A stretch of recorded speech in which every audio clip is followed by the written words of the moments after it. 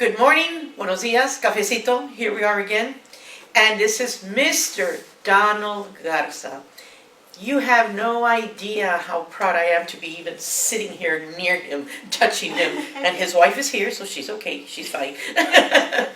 But you have no idea, this is Mr. Donald Garza, graduate from Memorial High School, Mr. Latin Breed himself, trumpet player, candilejas. I don't care what he sings, he is beautiful and amazing. You can tell already how I feel about him. But we're going to go ahead and the interview will begin right now.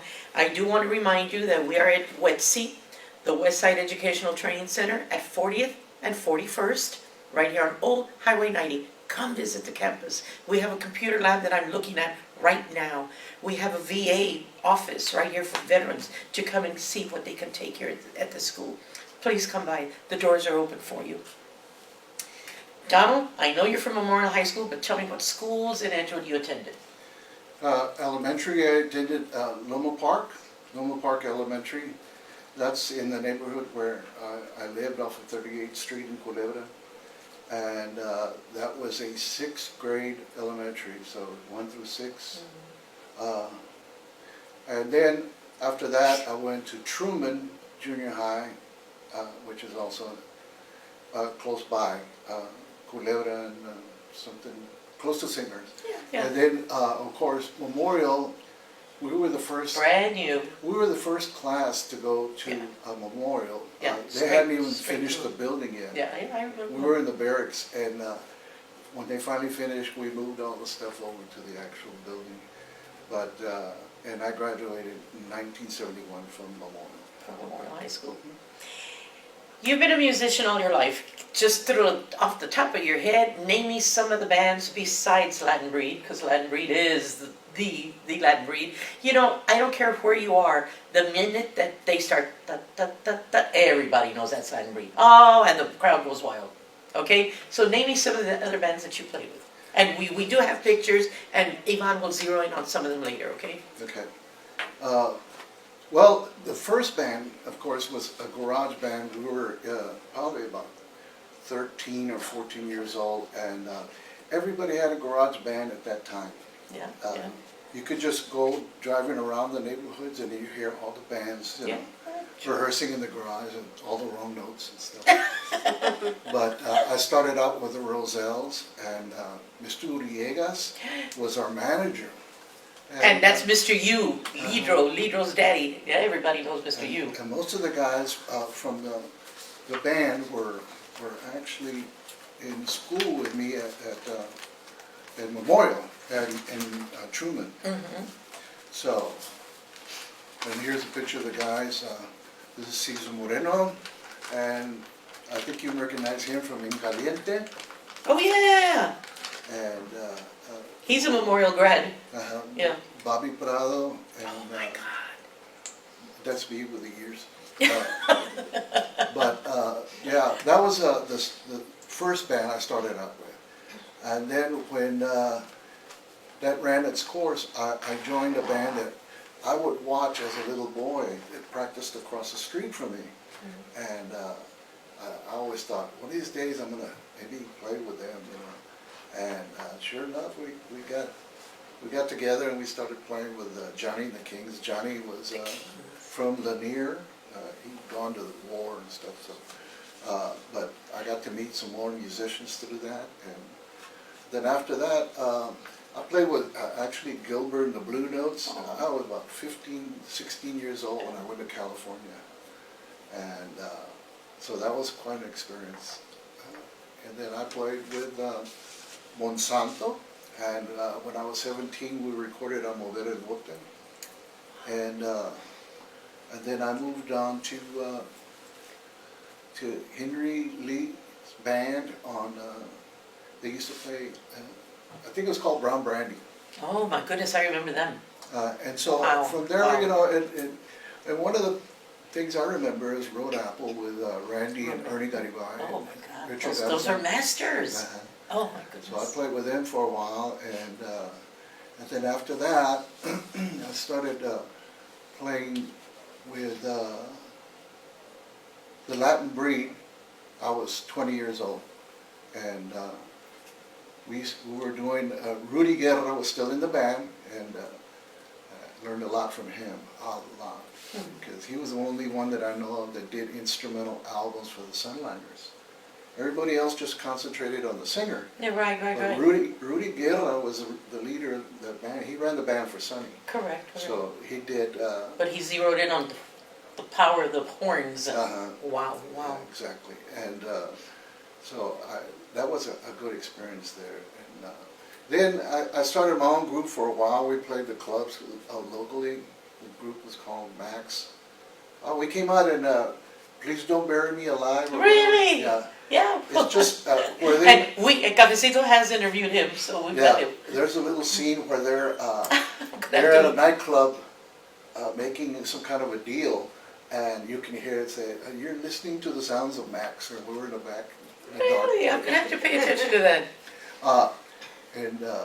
But then after that, I got a call from Jimmy Edward, and of course Jimmy went to Memorial with us. Well, he went to Edgewood with me, and then they built Memorial. They sent him to Memorial, so I'll take credit for that. Yeah. Yes, because he learned a lot from the musicians that he, that he got to know while he was in Edgewood, you know, and. And the band directors were amazing back then, weren't they? Ours was Paula Elizondo, the commissioner. May he rest in peace. Yeah. We had a very big advantage for a disadvantaged school. Yeah. You know, the funds weren't really much, but he would bring over his big stock arrangements for his orchestra, and then we would play them, and it was like we were playing professional music there, Buddy Rich and all these big bands at the time, and it made the big orchestra stuff. And they called it the big bands. The big band, yeah. And that helped us to win some awards citywide over the other ones because the other ones didn't have the exposure. Elizondo would actually bring his lead players in each section to come and tutor because we couldn't afford tutors. You know? Wow. So it really, really helped us a lot. And, wow. And then playing in garage bands every day, it helps to hone your stuff. But I'll never forget Paula Elizondo for taking so much from so little and building it up like that, because it was quite a job that he did. And later on, when I formed a thing called the Academy of the Honolulu Artists and Musicians, I said we're going to present Paul Elizondo with a trophy, and he told me, he said, you know, nobody's ever given me a trophy for the music, and I said, well, you deserve it, you know, for what you did to it. And I started pointing at the people that played it. That he touched and taught and Memorial, Yeah, and there's a bunch of y'all. Yeah. Bunch of y'all. Because he was at Edgewood también at some point. He was at Edgewood Junior High. Was he also? Yeah. What's the least amount of money that you, and don't say zero, but what's the least amount of money that you recall doing a gig and that's what you got paid? Well, Zero. We were only about 14 or 15, but we would, the place would be packed, you know, and there's no air conditioning, so correct. It was just full of teenagers, and we played all night, and the leaders would say something like, estaba muy caído, pero no te agüites, in other words, don't give up, and then he'd give us $6 each. Oh, but back then, with $6, you could get gas, you could go to the Pan American restaurant. Oh, yeah. Yeah, you could. That's what I want to hear, some cute little story like that, $6. Yeah. You just told it was $6, that's what you recall, and with a full house and hot as could be, no air, no nothing. What, now, maybe it's none of my business, but what's the very most that you remember saying, wow, this is good money here, that you remember getting paid? There's been quite a few of them, and they don't come to mind as much because I was never really, I was never really concentrating on what I was going to get paid. Yeah. Instead, it was an art form. That's your love of music. Yeah. So it was like, where did I play where I could expose the talent of myself and all these people, the biggest crowds. And we were very, very lucky because we were playing during a time where if you didn't have live music, they wouldn't go. Yeah. You know, and we played a lot of places. Semana Alegre, we played the big dances at the banquet hall, and I know that we played with the orchestra. I was the conductor for the Tejano Music Awards. There was like 60,000 people in the Alamo Dome. He was the band every single year for the Tejano Music Awards. Yes, yes. And so, you know, I would Back look then around. when it was massive, gigantic, humongous. It was mostly because of the artists, you know, Sure. but we were there to add a little element to the award show where the people would come walking out and stuff. Yeah. And then sometimes 4 singers would come out and we would play music to, I think, Selena and Adalberto, and the guy from Eagle Path, I forget, he wears a cowboy hat. Anyway, it was about 3 or 4 singers that we backed up, and it's on the video of one of the Tejano Music Awards. But it was all a whirlwind because you didn't have a chance to concentrate on the importance of it because you were so busy doing the job. So. Well, what's the very furthest that, because I know you did tours across the country, you know, but what's the very furthest or that you recall playing at? We played in Alaska, Anchorage, with Jimmy that's Edwards. Far. That's far. Excuse me. Okay, I was asking you where's the very furthest you've ever you recall, because I know you did tours, but where's the furthest? And you were telling me in Alaska. Anchorage, Alaska with Jimmy Edwards. Okay. And we went and flew from Los Angeles straight to Anchorage. I've never been on a plane that many hours. And then we arrived at a time when the sun doesn't set. So we were like, we're actually, Yeah. they put us up in the barracks, and we would look out the windows on the top. And you could see the sun out. And then 24/7. 10 hours later, the sun's still there. You know, so. But it was a great experience to go play with it. It was for the, I guess, the Mexican-American organization. Heritage, or whatever it was. That wanted to have, you know, some music of their own over there. So from Texas all the way to Alaska. Wow. Well, now, I'm positive that you have played on stage with many, many. You just said Selena, okay? And Selena still remains an icon. Mm-hmm. Who do you recall you're on stage and you're playing and you said, wow, I'm playing here with this? Who do you remember? Ooh, that's a good question. That's why I asked him. I backed up a lot of the most popular singers, and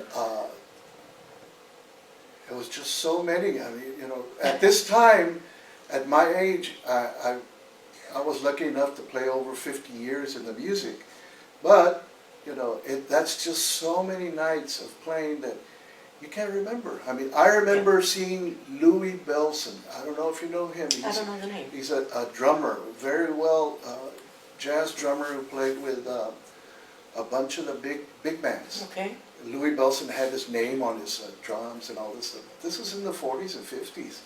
And he went to a gig that we played on the north side, and I remember him, I was playing high notes and he looks at me, he goes, he wanted to see if I could play it higher. A little higher than that. Yeah, so I played a little bit higher, and then he goes, and I played a little bit higher, but I was real young then, I could play up. Heck yeah. And he looks at me, he just does it, you know. But he was just there for a while, about an hour and a half. And yeah, but you. Louis Bellson. But he was there looking at you, studying you. Yeah. Wow. And there's a lot of people that would pop in when we were playing, but they. I couldn't see them sometimes because of the lights. They would tell me who they were and all this stuff. Yeah. When the bright lights are in your eyes, you're lucky to remember all your lyrics or your music.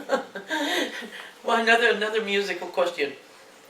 I once asked a musician, what is the biggest group you ever played with? And he said it was in El Paso. That he remembers the bus going toward the convention center. And he said that people were lined up waving at them. And he was with Jimmy. Okay, he was with Jimmy, the person that I was speaking to. I'm asking you the same question. Where do you recall that you went and you're on stage and you say, Darn! And the place is just packed. It was a Semana Alegre, Uh-huh. and it was at the, where they're gonna start having it again at the. Again. Yeah. And I had a hard time finding parking, so I parked by what was a fire station, and then I Yeah. took off with my trumpet running, and then I looked at the crowd, and I said, "Oh my God!" And they're all looking at me because they're waiting for the band Laddenbrieff to start, Of course. and I'm going, and I Yikes. started running real fast, you know. And as soon as I got up there, they all started clapping, and all I could see was like a sea of heads, you know. And I've seen that at the Oyster Bay too when I played with Randy Herrera. I said, how am I going to get to the stage? And it was just an ocean of people, and it was beautiful. Yeah. It was really nice experiences. That's neat. Those are good stories. Now, tell me, because I got to see you with Five Star. Tell me who you were with. Who were those five masters that played Five Star? I came up with an idea about all of the musicians that were backing up all the good singers. And I said, why don't we do a little thing for ourselves and call it, instead of 1 star, 5 stars, 5 guys. Yeah. And it started out with Roy Guanyawa, believe it or not, Richard Solis, the Beatles. Well, he was telling me about that El Paso thing where they were chasing them when they were in El Paso. And you know who was telling me that same story 30 years ago? ¿Cómo se llama? Please, God, forgive me. Your bass player. Pete. And Pete said, Diana, they wanted to yank off our shirts, and the police were protecting us. It was that was something else. Yeah. But yeah, it's just a lot. So the 5 star, give me you and Paniawa. And Rene Garcia, he went to a Rene memorial. Garcia. And let's see, Ralph Science. Oh, Ralph Science, yeah. So it was 5 guys, and they all could sing. So we started the 5 star, and I said, let's do this together. And once it started coming together and it became popular, Renee kind of took over as the Well, he takes over. Well, he takes over anything. Yeah. Come on. And but it was okay because you know, Well, he was course. talking with the owners, Of course. and you didn't have to have a lot of patience with them. But yeah, and we did record some songs, and 2 of the songs that I recorded on my own vocals, they came out in KDA. You know, Jump Jive and Wail was Widow Polka's opening song, and then Candilejas was Candilejas. If you have not heard Candilejas, please look for it. Please listen to this man, the way he holds that voice, the way he holds that note, and then immediately goes to the trumpet and starts playing the trumpet. Gee, I don't think you can do that anymore, can you? You can try. Yeah, I could try. But mainly, I'm going to be talking to a real good friend of mine, Richard Herrera, and he's going to be putting together all the songs that I did record on the vocals with 2 groups, 5 star, and then the other one that I had was Los Alamos. It was a kind of conjunto with a trumpet, and we were playing, and I got into the studio with both those bands, and so I'm going to get Richard to go ahead and put it together so we can put it on YouTube. Good. Musician, since you were 12, 13, when's the first time that you recall picking up a trumpet and messing around with it? How old? I was about 12, About 13. 12. Middle school, junior high? Mm-hmm. Junior high brought Middle school. connected you to the trumpet? Mm-hmm. Okay. Do you remember the band director at Truman back then? It was Ramiro Cervera. You see, another orchestra. That's what we were so lucky at Edgewood, in the district in Edgewood, because we had those guys. We had exposure They were our music to the teachers. professionals, yeah. And they would grab the guys and take them to play on stage. Oh my God, you were so lucky, so lucky. It was a good time, very Yeah. good time. Now you just said 12 years old, junior high, Truman, Ramiro Cervera. What's my question? What other jobs have you had in your life besides music? I worked in the auto industry at auto dealerships because I always loved cars. And I also had my own tire shop, tire service. And I worked for the city for a while at municipal court. And so Those are the ones that just come to mind right now. Yeah, but you've had a variety of jobs throughout your life. Yeah, it's, like most musicians, they were happy just to stay home and practice it. No, I got to get out there and make some money. But yeah, it was, I got to work a lot of places. Okay, we've talked about the audience, we've talked about, tell me, because you play all these songs, give me maybe one or two of the most favorite songs that you, year after year, decade after decade, have enjoyed playing. They would say, we're going to play this song, you say, good, I like that one. Yeah, we used to play this song called La Basura, and it started out with a drum solo, believe it or not, and it was a polka. And it was weird because they had put a phase shifter on it, so Richard Solis was playing that with a Latin breed. We were stretching the boundaries at that time. So a lot of the songs that we recorded at that time were favorites of mine. And Jimmy was singing with us, so it was nice. You're mentioning that Jimmy was singing at that time, and I want to add a story because when Jimmy, freshman and sophomore year, Jimmy was at Edgewood High School. They were building Memorial, so he was still at Edgewood, and all of us would give him 50 cents, 50 cents, 50 cents, and he'd write our names down, and he would go to the little nugget right there on San Joaquin and Old Highway 90, and he'd bring us all our chicken, and it was a 2-piece chicken with French fries, with bread for 49 cents. And Jimmy would keep the penny of everybody, and he'd sign us off that we were picking up our lunch. So I had a good time with Jimmy. Whenever we saw him, he connected with us because we had gone to school together. And then of course Memorial was being completed, and they sent him over there to Memorial. But I wanted to say my Jimmy story too. Oh, he was a good guy. Oh, he was. He was wonderful. Well, great sense of humor. Yeah. Well, I didn't meet him that way, but I just knew him as a kid, as a student. Anything else? Yvonne? Yvonne is here, our photographer once again. Yvonne, any questions you want to add? What is your most favorite song? Well, I really enjoy singing Candilejas because it brings a lot of joy to the people that listen to it. And it's something that I enjoy singing to them. And so that's been kind of like my favorite song since the time that I started singing it. Then we recorded it in the 80s. Since I'm not familiar with that song, could you It sing was a note or two? It was the original song by Charlie Chaplin, and it was called Candilejas is like candelabra. So it was called Starlight or Candlelight. Yes, Starlight. Yeah. And in the movie, Charlie Chaplin is an older man who falls in love with a younger woman, and that's the Candilejas that he sings about. And it's the candles, the lights on your On the piano. baby grand piano, on the baby grand. But yeah, and the words in Spanish are the same. And, it says, I just arrived, and you just arrived, and I'm getting ready to exit. You're spring, and I'm winter. All of these wonderful things that he was a genius. And so that song, everybody can relate to it in a way.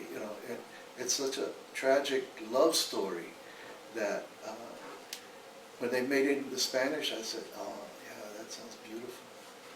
But I remember Charlie Chaplin. Sing a little piece of it. And I know I'm asking for a lot, but sing a little piece of it. I haven't sang in a while. Tú llegaste a mí cuando me voy, eres luz y abril, yo tarde gris. Great. Great. Tú eres al revés, amor, calor, fulgor de sol, trajiste a mí tu juventud cuando me voy. That's so beautiful. It's just beautiful. Really beautiful. It really is beautiful. And you look at little old Charlie Chaplin, and you cannot believe that he's the one who wrote this beautiful piece of music. Amazing. The other one was Smile when your heart is breaking, smile. And I always, as a student of music... that song was Michael Jackson's #1 favorite song. Can you imagine? Out of all the music that Michael Jackson had, that was his. And Jerry Lewis would play it as the theme song on his telethons. Yeah, you're right. Oh my goodness, I remember Because that. he was like the comedian, Yeah. but for his kids, and he knows how much they were suffering, and so he said, smile even though your heart is breaking. You know, Correct. it's beautiful. Yeah. But a long career of enjoying playing for people all the time, and I was playing at a time when the people really enjoyed the live music, and sometimes it would get us gigs at a place where we'd play like 5 or 6 nights a week. That's unheard of now. You know, these guys are scraping up just to get one Saturday gig, you know, and back then there was just so many gigs like that. And it didn't matter how big the all the band clubs was. had live music. Didn't matter how big the band was, you know, you could bring all the horns that could fit on the stage, you know, and they would still, you know, they would still hire. So, yeah, it was wonderful. And I owe it a lot also to the Edgewood District, because without the foundation of education and appreciation for the arts, because they did bring the symphony one time so we could hear it, and then they would take us to the I symphony. remember Yeah. on a bus going to the symphony. Yeah. So, you know, there's a lot of stuff that laid a foundation that helped us to express ourselves artistically, and I keep it in my heart, you know, all the memories of going to school in the Edgewood District, because it gave you more opportunities because nothing was set in stone. You could always break the boundaries. Yeah. So, yeah, we had our pep squad and all those people learning a dance routine for each football game. And we had different music for each football game. And if you ever go to a football game now, you'll notice that the band plays the same song and they do the same maneuver because they're getting ready for competition. But we were playing like all sorts of stuff. We were playing Herb Alpert songs, Maine, or what? The one that Louis Armstrong used to play. Yes, yes, yes. Hello, Dolly. You Yeah, know. hello, Dolly. And so they're over there, you know, working together their things. It was, like I said, more of an opportunity to stretch. Because our music teachers owned orchestras, and that's what added to the love of music. Oh, yeah. Because they had that love of music. And all the teachers, they taught Yeah, discipline, yeah. and they taught the basics that helped us, you know, later on in life. And, you know, We talk about Edgewood High School so often in the 60s, you know, because that's when I was there. And I said, you know, we had to walk out because we did not have, our students found out that they were not certified, not degreed, you know, not even certified, not even degreed, you know, but we had people who, as educators, they loved what they were doing and they taught us. You know, I know I'm a bright person, and I can tell you things from history and things from the government and things from, parts of speech that I learned at Edgewood High School, and they weren't even degreed, certified teachers. But the love of education, the love of teaching, too. Yeah. And we learned, we absorbed it all as kids. I'm so glad you said that, Donald. I'm so glad that you said that. Donald, I want to thank you from the bottom of my heart, and I don't want to cry. No, don't worry.